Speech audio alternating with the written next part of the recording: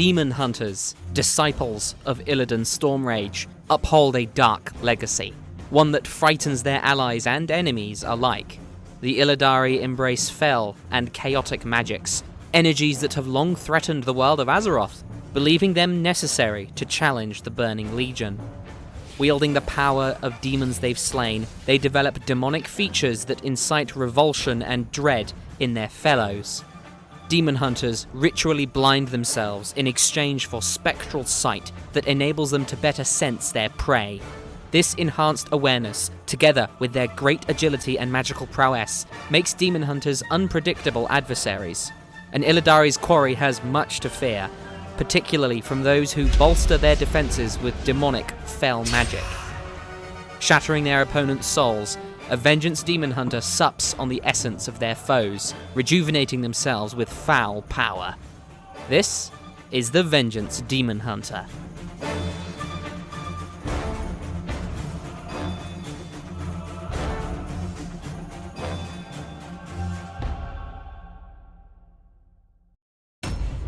Hello there and welcome to the level 110 Vengeance Demon Hunter guide. In this video we'll cover the Vengeance Demon Hunter in all of its glory, covering everything you need to know to be successful in PvE combat. Now, this guide is designed for everyone, so whether you're a new player wondering what the class is like to play, an experienced player looking to go above and beyond, or a veteran that wants to switch to a new class for Legion, this guide is for you. We'll start with basic concepts and then steadily go into more detail as the video progresses. Make sure you have annotations enabled, as this will allow you to jump between the various sections of this guide at will. The information in this guide was supplemented by Suneir's Art of War, which is a website dedicated to the Brewmaster Monk and Vengeance Demon Hunter, Monkey's written Demon Hunter guide, and the Mardoom Discord server, which is a chat forum of sorts dedicated to the Demon Hunter. If you want to go into even more detail, you can find a link to these resources in the description. Now, let's get started. My life is dedicated to destroying the Burning Legion. The Vengeance Demon Hunter is a high-speed tank. Donning leather armor and wielding the ancient Aldraki warblades, the Vengeance Demon Hunter utilizes fell power and demonic mutations to protect their allies, growing spikes out of their back and empowering their magical tattoos to withstand damage. But their true strength lives in their ability to consume the souls of their foes. Using magical strikes, the Vengeance Demon Hunter cleaves soul fragments from their still living enemies, drawing these chunks of power to them for potent self-healing. Powered by a pool of pain, the Vengeance Demon Hunter has extremely high mobility. Not only can they double jump and glide, but they can leap extremely long distances with the aid of their fell powers. Alongside this come sigils, potent ground-targeted abilities that can damage and control large groups of enemies. Just as their Havoc cousins can turn into demons, so too can the Vengeance Demon Hunter metamorphose into a colossal monster to bolster their own defenses even further. As a Vengeance Demon Hunter, you will be controlling your enemies and protecting your allies with a variety of fell-powered abilities. Let's take a look at the ones you'll be using the most. Double jump and glide. All Demon Hunters have access to the ability to double jump by pressing the jump key at the apex of a jump, and the ability to glide by pressing the jump key while falling. Soul fragments. This isn't an ability, but a mechanic integral to the Vengeance Demon Hunter. Certain abilities have a chance to spawn a lesser soul fragment from a foe, which hovers in place on the ground. If the Demon Hunter runs over it, it will heal them. However, they can also be drawn to the Demon Hunter using one of their main abilities. By consuming these soul fragments, the Vengeance Demon Hunter will be harder to kill and will heal themselves for greater amounts. Shear. This is an instant melee attack that deals damage to a single target and has a chance to pull a soul fragment from the victim. It has no cooldown and generates a small amount of pain. Soul Carver. This is the ability of the Aldraki warblades. When used, it deals heavy damage to a single target, then more damage over a few seconds. The first burst of damage will shatter soul fragments from the target, and more fragments will be created over the duration of the second wave of damage. Soul Carver has a fairly short cooldown. Soul Cleave. This is the Vengeance Demon Hunter's big ability. When used, it deals heavy damage to all enemies in front of them, and heals the Demon Hunter as well. This damage and healing will increase depending upon how much pain is spent by Soul Cleave. Using this spell also draws in all nearby soul fragments for additional healing. It has no cooldown and has a medium to high pain cost.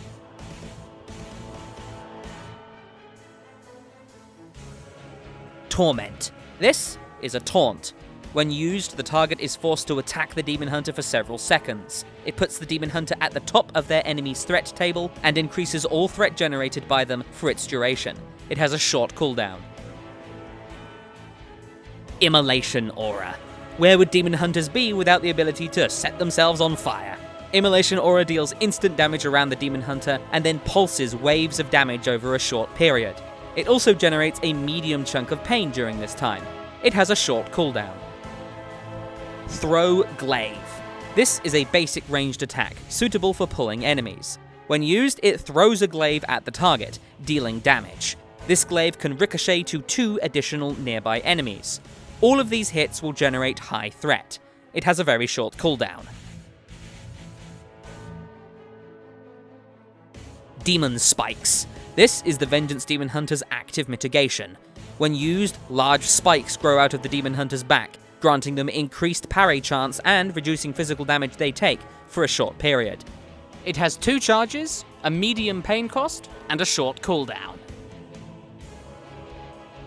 Empower Wards. This is the magical mitigation effect for the Vengeance Demon Hunter. It's a simple magical damage reduction for a short period of time, with a slightly longer but still fairly short cooldown. Fiery Brand. With a fairly short cooldown for such a strong effect, Fiery Brand deals heavy damage to a single enemy and reduces the damage that they deal to the Demon Hunter that branded them by a large amount for a short period. Metamorphosis. This, as expected, transforms the Demon Hunter into a demon for a short period. In this form, they have a large increase to current and maximum health, and they generate pain every second, allowing for increased healing and damage through Soul Cleave.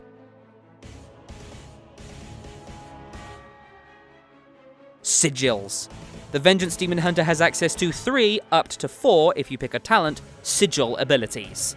These are targeted on the ground, are instant cast, and activate after a short charge-up period.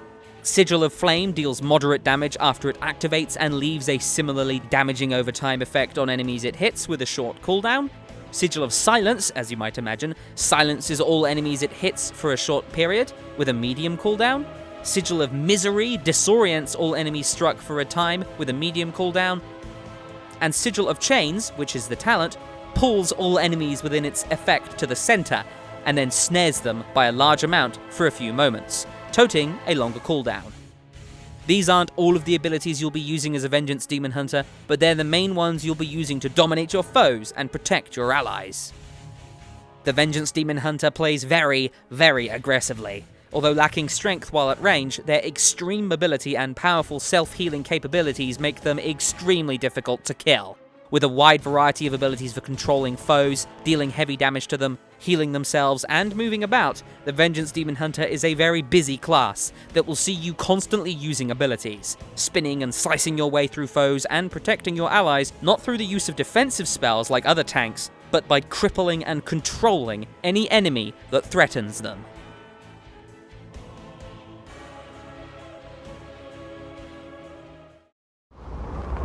Lord Illidan knows the way.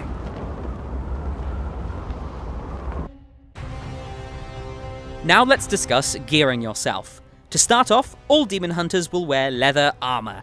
Although you can technically equip cloth, you should never ever equip it for use in combat, as its reduced armor will lower your survivability, the stats on it won't be suitable for you, and because of a passive you have, Armor Skills. This grants you a 5% increase to your primary stat if you're wearing entirely leather armor, which you should be.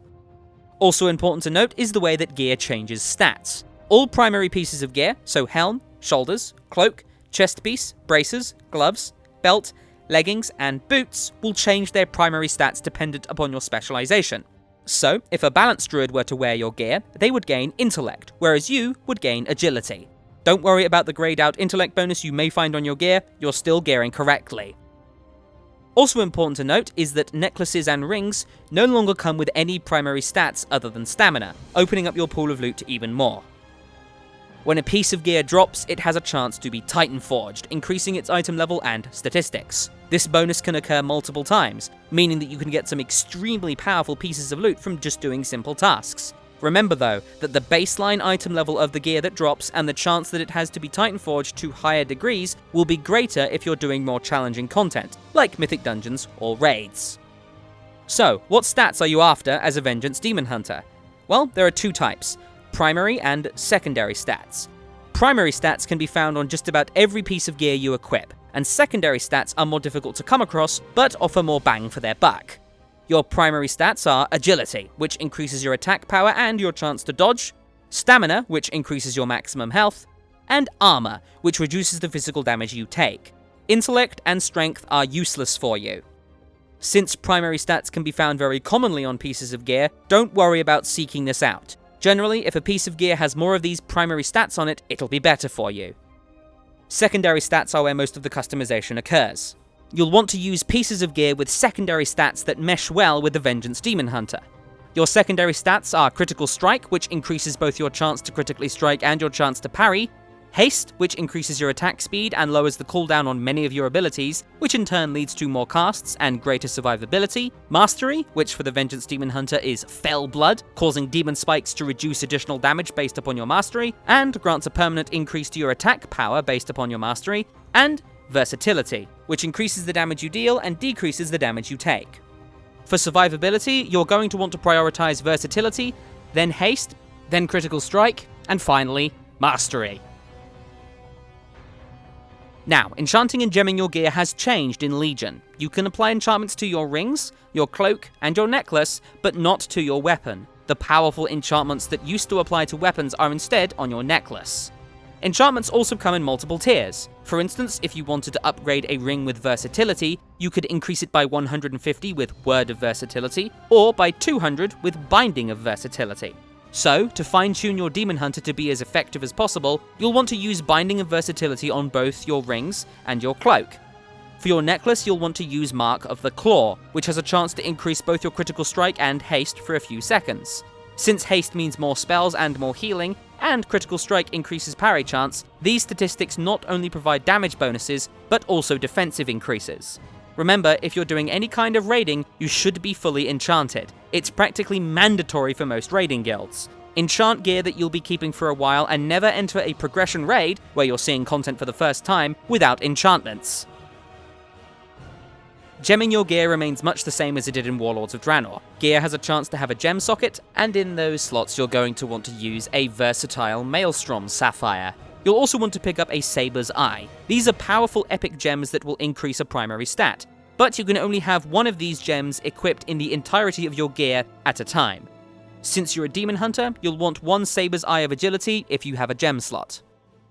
To optimize yourself for a raid, you're also going to need 3 consumables. Flasks, which provide a buff that lasts for 1 hour and isn't removed by death. Potions, which grant a short-lasting but powerful bonus with a cooldown that resets upon leaving combat.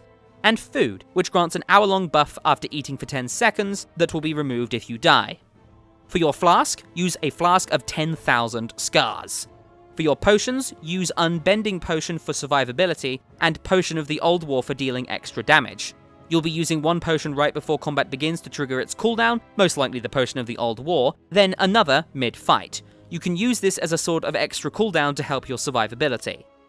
For your food, use either the Seed Battered Fish Plate for 375 versatility, Koi Scented Storm Ray for 300 versatility, or Faranar Fizz for 225 versatility. Naturally, the more versatility food offers, the more expensive it's going to be. For raiding, you'll definitely want to stock up on Seed Battered Fish Plates. To actually gear up for raids once you reach level 110, you're going to want to do, well, everything. Remember that every activity has a chance to drop good gear for you, so complete world quests, stay on top of your class order hall missions and your campaign, enter level 110 normal mode dungeons, then move on to heroic, mythic and mythic plus dungeons if you're looking to really up your gear. Make sure to explore the world as well. There are all kinds of mechanics in play these days, especially for gear, but just remember that anything you do will help gear you up. you'll notice that I haven't mentioned artifact weapons yet. Don't worry, we'll be covering that next.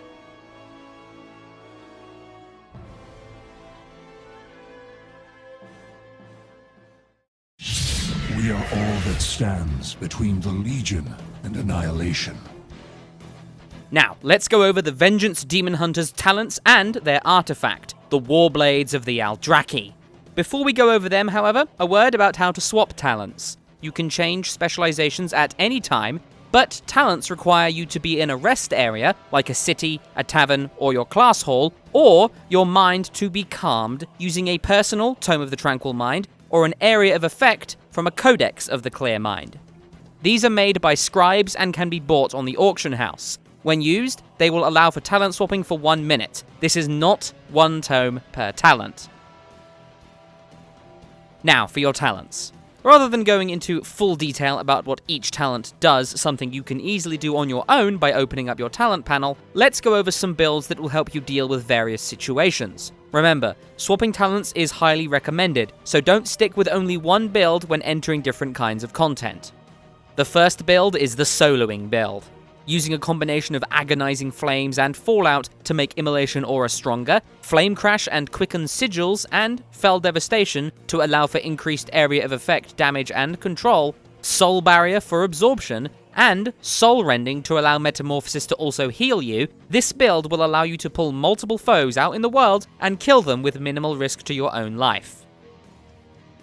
The second build is for tanking in dungeons. This build utilizes agonizing flames and fallout to increase immolation aura's strength, Fellblade for re-engagement and pain generation, Sigil of Chains for controlling groups of enemies, Spirit Bomb for area of effect damage and healing that will help you on both bosses and trash, and Last Resort to add a cheat death mechanic to the class. You'll be dealing plenty of damage whilst simultaneously surviving your enemies' attacks. However, there is a great amount of variety when it comes to successful dungeon builds, so feel free to experiment here based upon the dungeon you're in and your own playstyle.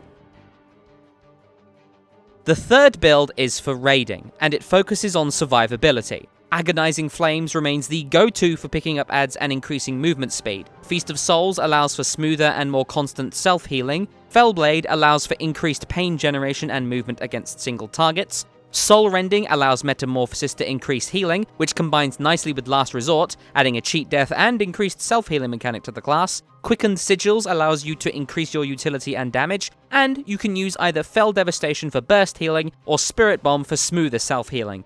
The choice here is yours. These are all just example builds. Remember that you will construct your own build depending upon what content you're doing and your confidence level with the class. Keep your Tomes of the Tranquil Mind well stocked, and you'll be able to adjust to what content you're doing and be as effective as possible. Now for your artifact, the Warblades of the Aldraki. These warglaives, once belonging to an ancient civilization personally broken by Sargeras and granted by Kil'jaeden to a mighty agent of the Burning Legion, act as a sort of second talent tree for you. You'll be using these weapons for the entirety of the Legion expansion, upgrading and empowering them as you play the game. You'll obtain them through a quest chain that you receive as soon as you reach Dalaran at the start of the Broken Isles experience. Artifacts are unique to each specialization, and you can unlock different appearances by completing various achievements. They also feature hidden appearances and perks, so keep your eyes open for those. You'll be upgrading your artifact using Artifact Power, an experience bar for your weapon. You'll gain artifact power by completing quests, looting treasures from exploration, completing dungeons and raids, finishing world quests, participating in arenas, and, in essence, playing the game. You'll be given items that, when used, grant artifact power to your currently equipped weapon, and when your artifact weapon bar's experience reaches full, you will be granted a trait point, and the bar will reset. Trait points allow you to invest in various perks available in your artifact tree, available by going to your class Hall Forge. Alongside this, you have relics, items that you can receive much like artifact power. Relics can be uncommon, rare, epic, and will grant an increase to the artifact weapon's item level and statistics, and grant points in various artifact traits for free. These bonus points can cause a trait to go beyond their original limits, and even allow for a trait that has only one rank to increase in strength. Relics, however, do have limitations. Each relic has a type, such as Fell, fire, shadow, arcane, frost, etc., and artifact weapons have a limited amount of slots for each type of relic. For instance, the Aldraki Warblades have 2, later upgraded to 3 relic slots, 1 iron, 1 shadow, and 1 fel. You cannot implant relics into your weapon that do not correspond to its slots, and replacing a relic with another one will destroy the relic originally placed in the weapon. It's somewhat difficult for me to sit here and tell you what relics to aim for, but just remember that a higher item level for your weapon is always a good thing, and is almost always going to be better than increasing one of your minor perks. Now, traits take a long time to unlock, and you'll spend the entire expansion leveling up your weapon and pouring points into its various traits. There's even a bonus trait available once you've unlocked all the others that grants a small bonus that can be upgraded almost indefinitely. Traits are split into ordinary traits, which offer a small bonus, and golden traits, which offer potentially game-changing power. To reach a trait, you must first unlock all ranks of a trait connected to it, meaning that what order you pour artifact power into your weapon is important. So, let's discuss the best way for you to invest your power. You gain your artifact ability, Soul Carver, as soon as you obtain your weapons, and your first trait, unlocked as soon as you complete your artifact quest chain, is Tormented Souls. After that, move towards Shatter the Souls, Siphon Power, Fiery Demise, and to your first golden trait, Fueled by Pain. This will grant you increased Metamorphosis uptime, which combines well with your talents for increased Leech. Next, head down towards Aldraki Design, up into Demonic Flames, down into Aura of Pain, and then to your second golden trait, Charred Warblades. Now, your Soul Carver, Immolation Aura, Fiery Brand, and Sigil of Flame will grant you healing for even more survivability. After that, return to your starter talent and head right into Infernal Force, then Defensive Spikes, Embrace the Pain, and to your final golden trait, Painbringer. This will enhance your soul fragments, allowing Soul Cleave to also reduce the damage you take. To finish off the tree, head down into Devour Souls, then into Will of the Illidari, and finally into Honed Warblades. After that, your artifact tree will be complete, and you will unlock the final perk, Soul Gorger. This will steadily increase your health as you pour traits into it, and is virtually impossible to maximize.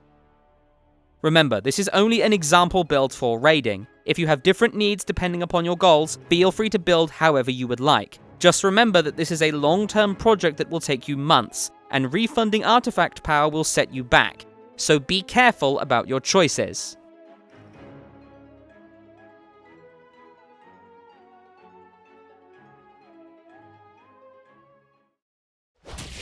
I will feast on your soul! Now let's move on to your rotation and your usage of cooldowns. It can be very difficult to create a priority list in multiple situations, such as single target or area of effect, so let's discuss the rotation's core and then branch out to the various situations you may find yourself in. Before we begin though, a quick note about soul fragments. Although they do provide you with healing, they're not really worth worrying about in any situation, save for when you intend to use Soul Carver, your artifact ability. In general, performing your rotation will see you generating and consuming soul fragments at a steady pace. Soul fragments will cap at 5, so you don't want to overgenerate. In all situations, your goal is to generate as much pain as possible and then spend it on abilities that increase your survivability. So, let's start by discussing how to generate pain as efficiently as possible. Use Immolation Aura on cooldown, regardless of how many enemies you're up against and even if you're not in combat. This will generate a big chunk of pain by itself. Use Fellblade if you've taken it as a talent. This is a big chunk of pain. Then, simply use Shear as your filler spell. This is your main rotation for generating pain. However, if you've taken the Blade Turning talent, which increases the damage and pain generation of your next Shear after you parry an attack, then use Shear as soon as you've parried an attack and Blade Turning has activated. You're going to want to generate pain up to about 80. This is the magical number where you can use multiple abilities in a row if you need to. Now let's go over spending your pain. Soul Cleave is your main means with which to spend your pain, increasing in damage and healing based upon how much it consumes. You'll want to use it as soon as it's available if you're in danger of dying, and it's a kind of emergency situation. If you're on low to medium health and you're not in serious danger, you can build up to 60 pain and heal yourself with a fully powered Soul Cleave. But if you're not concerned about losing soul fragments or healing, then use it at 80 pain. However, if you have Fracture talented, this won't be happening. Fracture can be used to spend pain when you're not concerned about your health. Use it at 80 pain to help generate soul fragments and spend your pain. Don't worry about over-generating soul fragments here, because if you're concerned about your health, you'll be using Soul Cleave instead. Fracture is merely for generating soul fragments and consuming pain if you're close to maxing out on it.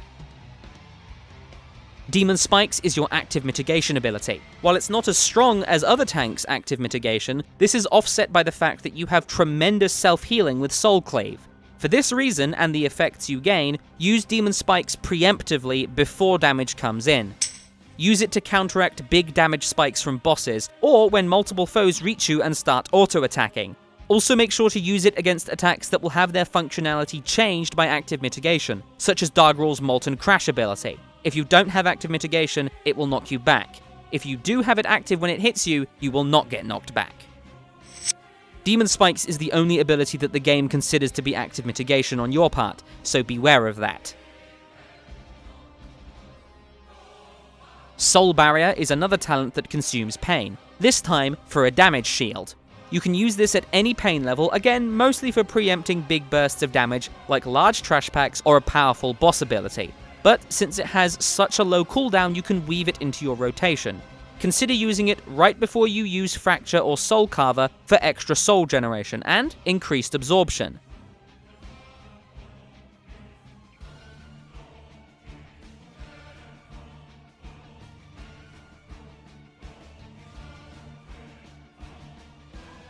Fell Eruption, another talent, consumes a small amount of pain for an on-demand stun and a chunk of damage. This can be helpful if you're in a raid or a dungeon where something really needs to be stunned, but other classes will also be helping you with this, and it's otherwise a completely damage-oriented spell. It's not going to help you survive unless it stuns something important. Since it has such a low pain cost, you can't really go wrong with casting it, but again, about 70 or 80 pain is a good time to use it if you're also concerned about your health. There are other abilities that consume pain, but their longer cooldowns means that it'll be best to discuss them in just a bit, alongside your other long cooldown abilities. So those are your pain spenders. Your average rotation will see you using Immolation Aura, Fellblade, and Shear to generate pain, Soul Cleave as either an emergency heal while you're on low pain, a restorative spell with high pain, or a means to spend pain when you're not in danger, and Fracture, if talented into it, as a means to spend high amounts of pain when you're not concerned about your health. You'll be using Demon Spikes and Soul Barrier preventatively rather than in emergencies, and Fell Eruption, if talented into it, primarily as a damage-oriented spell if you're not as worried about the difficulty of the content you're doing. Right. Now let's discuss other abilities and how they mesh with your rotation. Soul Carver, your artifact ability, has a fairly short cooldown and deals heavy fire damage while pulling out a total of 5 lesser soul fragments from the target, over 3 seconds. For this reason, you'll want to do your best to not over-generate your soul fragments using Soul Carver. A good time to use it is right after you've used Soul Cleave or Soul Barrier, to refresh your ability to self-heal and absorb. Sigil of Flame, with its pretty short cooldown, can become part of your rotation as a filler. If your Immolation Aura and Fellblade are on cooldown, and you don't want to spend or generate more pain, you just want to kind of keep the status quo, you can use Sigil of Flame to give you something to do. Ideally, you'll be using this on cooldown for the increased damage, and if you've picked up Charred Warblades in the artifact tree, healing to yourself. But this isn't really 100% necessary. If you're going to need to pick up a group of adds or trash soon, make sure you have Sigil of Flame ready.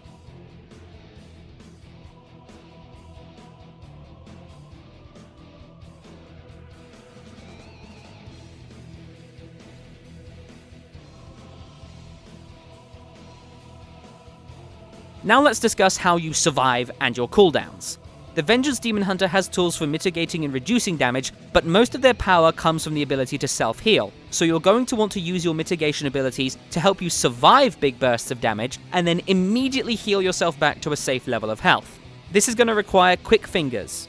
Your means of survival are Demon Spikes, Empower Wards, Fiery Brand, Soul Cleave, and Metamorphosis. You have Fell Devastation, Nether Bond, and Soul Barrier for talents that help you survive. Demon Spikes, as discussed earlier, is a completely preemptive form of survival. Having 20 pain available for using isn't really that hard, especially if you plan ahead for bursts of damage, which you should be doing. Keep an eye out for any moments where bosses hit you particularly hard, or when a pack of enemies all come at you at once. Demon Spikes is going to have a lot of value in these moments. Empower Wards works quite similarly to Demon Spikes in that it will increase in value as you are taking more magical damage. However, it has a longer cooldown than Demon Spikes and only has one charge, so save it for moments where you are absolutely certain that you are going to take magical damage.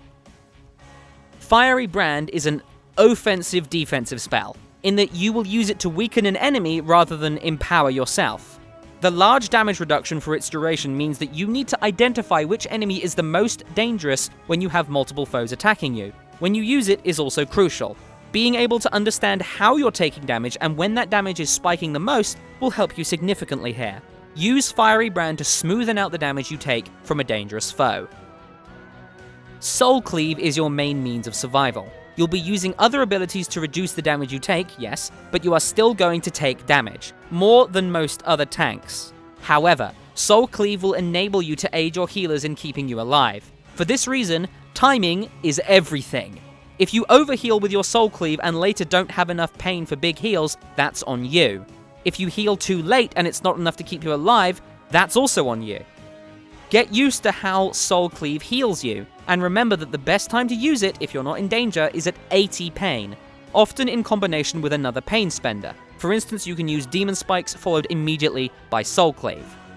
You can also go Soul Barrier, Soul Carver, and then Soul Cleave. This is a good combination for helping to survive a big burst of damage. However, to pull this off, you're going to need a total of 90 pain instead of 80. Metamorphosis is your biggest cooldown. Although it only lasts for a short time, the health bonus it provides and the pain it will generate make it ideal for situations where you're taking heavy damage constantly. Its elegant design allows you to use it to help mitigate an incoming burst of damage, or react to losing a lot of health.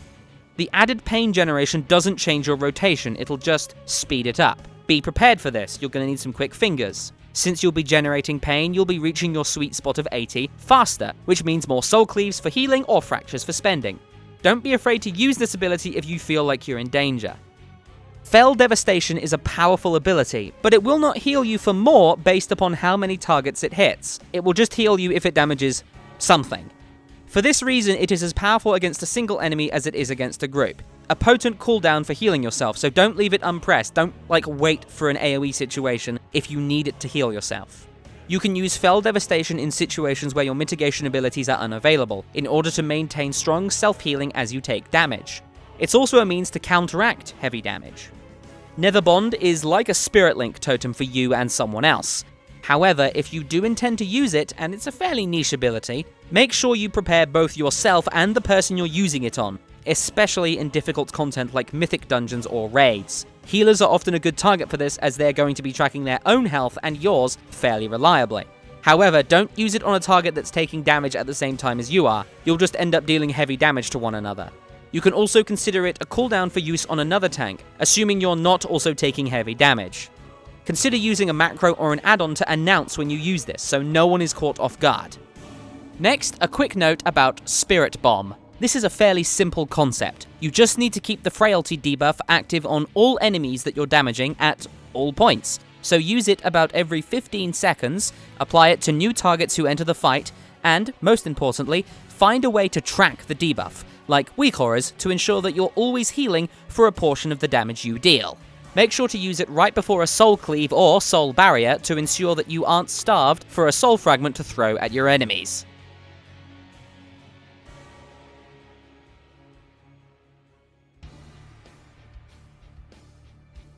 Finally, Soul Barrier. Although this ability does have a baseline damage reduction, consuming souls makes it stronger, so using it optimally will involve activating it at 5 souls and generating as many souls as possible during the 8-second duration. You can combine this with Soul Carver or a Fracture, followed by a Soul Cleave to increase its absorption.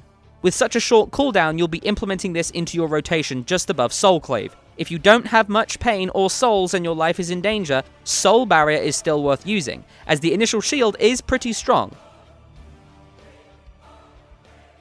Okay, now let's put this all together with a bit of live footage. Here we're going to be facing this imprisoned executioner, which is a training dummy that's going to be hitting me back about as hard as a dungeon boss would. It also has one ability called Uber Strike that will deal magic damage to me and also increase the damage it deals, so we will not be able to fight this forever. We will, however, be using all of our different mitigation abilities. Currently we are on the beta, we're level 110 with a fully equipped artifact weapon, and our item level is just above 800. So this is a fairly average character. So I'm going to commentate on what I do as I do it. So I'm immediately going to use Immolation Aura and Throw-Glaive to get myself into combat. Immolation Aura, as you can see, is generating pain for me, regardless of whether or not it's hitting anything. So we're going to go in and immediately use Fellblade. Our initial goal here is to generate up to 80 pain and then immediately activate Soul Barrier. Now we're generating a lot of pain thanks to the metamorphosis that I'm currently going into a lot. We're going to be doing our best to generate pain. Here we go, back up to 80, using another Soul Cleave in order to spend it. We're not too concerned about our health right now, so we're going to continue to spend our pain on mostly mitigation abilities, heal ourselves up a little bit again, make sure we're generating as much as possible. The key to your survival is that generation of pain. So we're going to use another mitigation ability here, wait for him to cast again, and then we will use Empower Wards to help mitigate that little burst of damage there. Going to use another Soul Cleave there, and we're going to go back up and use the second Soul Cleave again. Now we're going to use Fiery Brand to significantly reduce the damage we take as we continue to generate back up to 80, activate our soul barrier there, and then we will go immediately back up.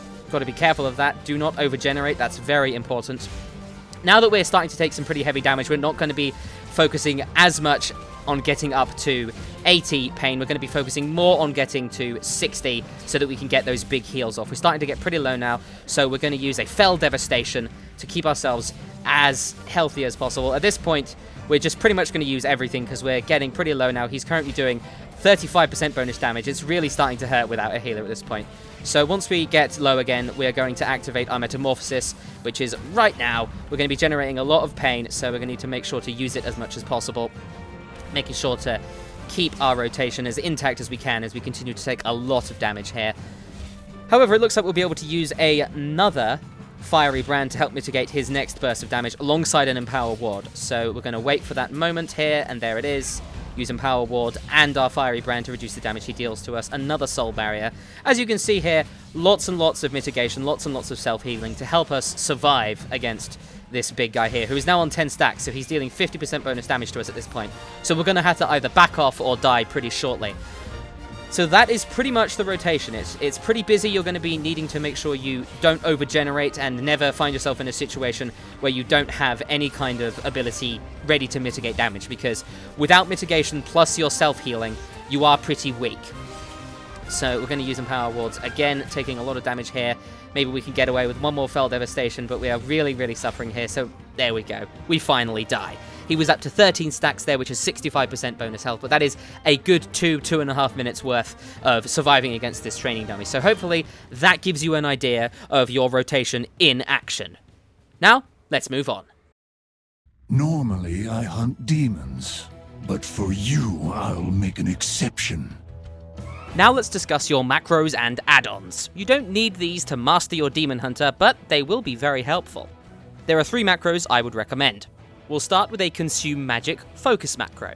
This macro will allow you to cast Consume Magic on your focus target, which can be very helpful when a priority enemy needs to be interrupted, but you're not targeting it. To go with this, try using this focus macro to make your target into your focus target, for quick synergy with the previous macro on the fly. You can add /target followed by the name of an enemy if you know ahead of time what you want to make your focus. Next, a quick Nether Bond focus macro, so that you can use the ability on a designated healer or off-tank without having to manually target them. Finally, a cancelaura macro for Blessing of Protection, a spell casted by paladins that provides physical immunity and stops enemies from attacking you. If a paladin accidentally casts this on you, things can go wrong in an instant, so you're going to need to cancel it as quickly as possible. You can either fumble around in your buffs and try and find it and right-click, or you can use this macro and quickly press one button. All of these macros can be found in the description for easy copy and pasting. As for add-ons, I would definitely suggest Weak Auras. This add-on lets you do just about everything, and it's extremely in-depth. I can't explain it in detail in this video, but I do have another video dedicated to the creation and using of Weak Auras. In the description you can find a link to Fell Rage, a website that offers specialized Demon Hunter Weak Auras and user interfaces for you to use. Other add-ons I'd suggest are a good cast bar add-on, unit frames, and action bars, and even a replacement for the inbuilt nameplates if you would prefer. You don't have to use these, but if you want to tinker with your user interface, then you can find links on screen and in the description to my beginner's guide to the user interface and my own user interface for Legion. I'm not going to go into too much depth here since there's loads of stuff you can do with user interfaces, and it's a very deep subject.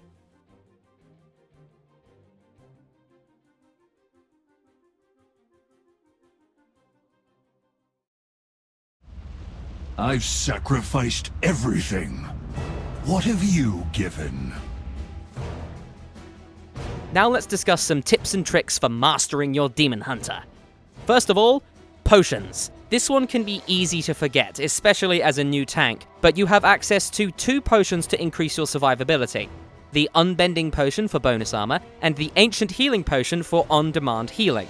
These do not share a cooldown, but will not start their respective cooldowns until you leave combat, meaning that you can use them only once per fight. Consider these as bonus cooldowns for you to use, allowing you to increase physical damage mitigation and heal yourself respectively. Get used to using these to aid in your survival, especially against nasty enemies like raid bosses, where you're going to need to cycle mitigation and survivability cooldowns to help you survive. Second of all, pooling pain. This is something you're going to need to get used to. I've seen a lot of Vengeance Demon Hunters die very quickly. Baseline, you have less mitigation than a lot of other tanks, and it's going to be next to impossible for you to have active mitigation up throughout an entire fight, so your priority needs to be to survive damage and then heal yourself back up. Think like a healer. When is your self-heal going to have the most impact? Can you spare holding off on Soul Cleave for a couple of extra seconds to reach 60 or more pain, or do you just need to use it right now and try to stay alive? Keeping an eye on your health at all times is integral to your success as a tank, and is doubly important for playing the Vengeance Demon Hunter.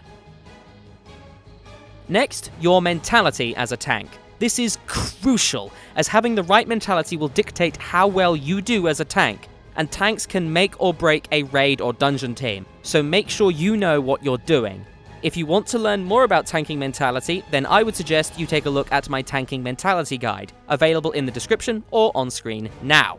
You can also look at my tanking series, which explains from the very beginning what tanking is and how to go about it. However, it is designed for newcomers, so if you are a more experienced player, you might not need to watch all of those videos just to get an idea as to how to tank.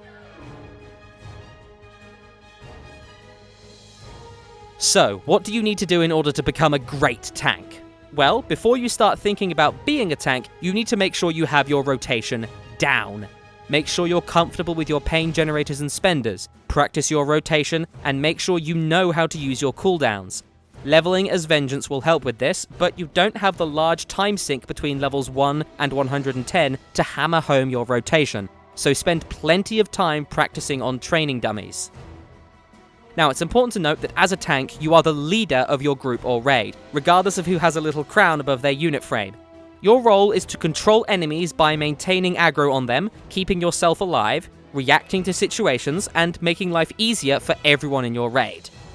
Let's start by maintaining aggro on enemies. This is much more than just using your abilities to hold threat. You have to think about what you can and cannot tank, or what you should and shouldn't be tanking. For instance, if you're in a raid with another tank, which is going to be very likely, charging in and trying to keep aggro on multiple enemies is not the best idea, as the damage is being poured all onto you and not onto both of you, which would reduce the damage you both take by splitting the enemies up. These raids are designed for this. Think about how enemies work, what their mechanics are, and how that means you will be tanking them. Knowing what to expect ahead of time is really important, so study up on the raids. Next, think about how you're going to keep yourself alive. Being able to survive enemy abilities is vital to your role as a tank, and although you will be relying on your healers to help heal you up, think about everything you can do to mitigate damage. This may be using your cooldowns at certain points. Try and find the part of a fight where the tank damage spikes and then use your damage mitigation and cooldowns to reduce those spikes so that they're more manageable. Or maybe something as simple as adapting to fight mechanics and avoiding the damage altogether. Think about how you can best mitigate damage. A lot of it won't be avoidable, but some of it is going to be, so it's important that you avoid as much damage as you can. It will make your life significantly easier, especially as you're gearing up. Next up is reacting to situations. This is hugely important to being a tank. Being able to read a situation and react accordingly, all while being able to think ahead, is a really important skill to have. The key to being a fantastic tank is situational awareness. This is an awareness of what is going on around you right now, and also what is going to be going on around you in the future. This is important for every class, but doubly so for tanks. Think about what situation you're in right now. Are you taking heavy damage? If so, think about using cooldowns to help survive. Are enemies casting spells? How can you interrupt or stun them to stop that? Are enemies on their way to you? How can you best pick them up so that they're attacking you and not anyone else? These are examples of how you should be thinking in the moment. But thinking ahead is also vital. Am I going to be taking heavy damage in the future? If so, what cooldowns should I be saving for that point? Fiery Brand? Metamorphosis? Demon Spikes? Empower Wards? Are enemies going to be casting spells? What spells will they be casting? Is there one that's super important, like a healer?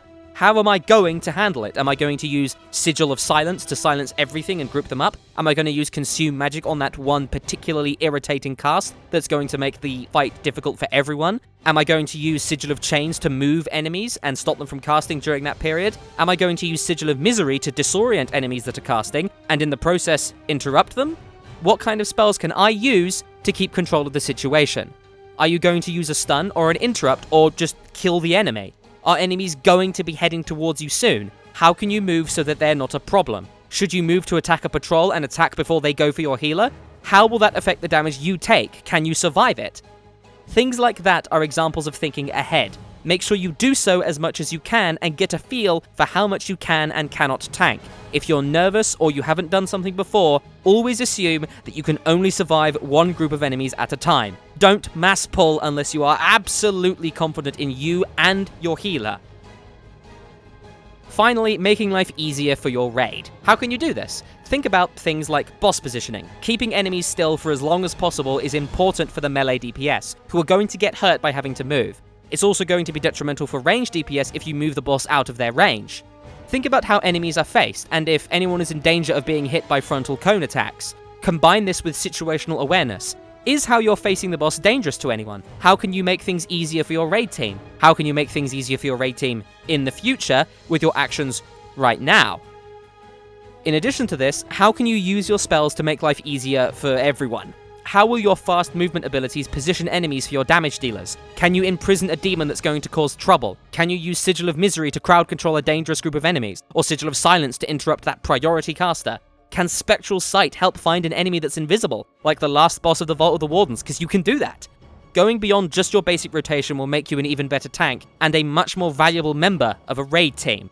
Just remember, you have great mobility, but your healers may not. Don't go charging out of their range and then get angry when you die. That is on you. Another important thing to do as a tank, especially when in a raid, is to communicate with people, especially your healers. Let them know what the situation is as much as you can without spamming them. If a big ability is coming in, let people know how you're handling it. You can use voice communication for this with something like Ventrilo, Mumble, or TeamSpeak, but using add-ons like Rayleigh's Spell Announcer will let people in your raid know when you're using certain cooldowns or spells. Make sure you fiddle with this add-on though, so that it doesn't spam people. This mantra of communication extends to your other tank as well. Make sure you constantly communicate with them so that you know how you're handling a fight, who is tanking what, and what you'll be doing to react to certain mechanics. Don't ever step on each other's toes. A simple whisper can sort all of this out. Next up, think about how you control your character.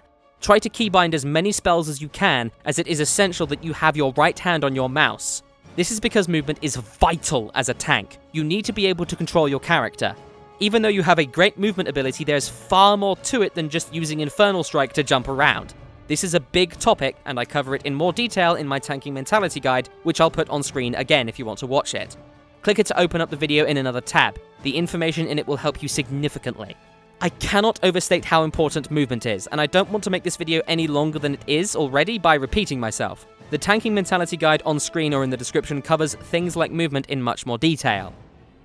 More than anything else in this section though, it is important to have knowledge. Knowledge of the fight you'll be getting into, when to tank swap, how the damage comes in, where enemies should be positioned, and how mechanics will affect you and everyone else around you. Watch your raid, mark targets as quickly as you can, and try to help identify problems within the team's strategy by watching it play out. Aside from just knowing fights, do your best to constantly learn and adapt your strategy for each fight. It is important that you consider how damage will be coming in and create for yourself a strategy for each fight. All of that said, this is a game. It's for fun. Master it if you can, but at the end of the day, you're playing it for fun. Finally, if you would like to learn more regarding the Vengeance Demon Hunter, then you can find several resources in the description. The best of these is undoubtedly the Mardoom Discord server, where demon hunters meet to discuss the class and strategies for playing it. It's populated by some of the best demon hunters around, and they will be more than happy to answer your questions. Just remember to read the rules of the server beforehand and be courteous. These people don't like to be spammed, and if you ask silly, inane questions, they probably won't answer. There is a pinned section in the top right that will be full of basically frequently asked questions. If you're after more written information, then you can find a link to Monkey's Vengeance Demon Hunter Guide and a link to Sunnier's Art of War for even more information. That will conclude this guide. I hope you enjoyed it and you found it helpful. If you have any questions, thoughts, comments, or suggestions, you can contact me using the links in the description, or you can just leave a comment. If you want to help support the channel, there is a link to my Patreon page in the description as well. Thank you so very much for watching, and I wish you the best of luck as the unstoppable Demon Hunter.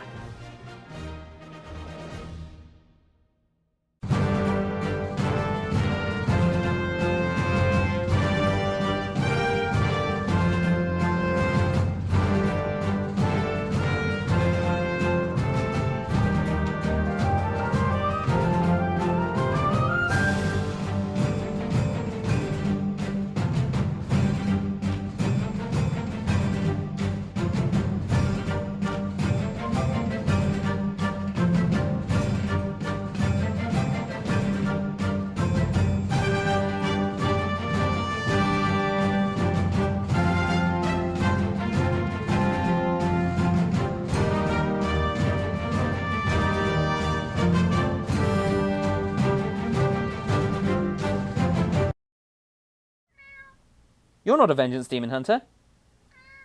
What class are you? I mean, you're sneaky. Maybe you're a rogue. Oh, okay. Oh, you're a warrior. Oh, no. Maybe a warlock, because you are evil.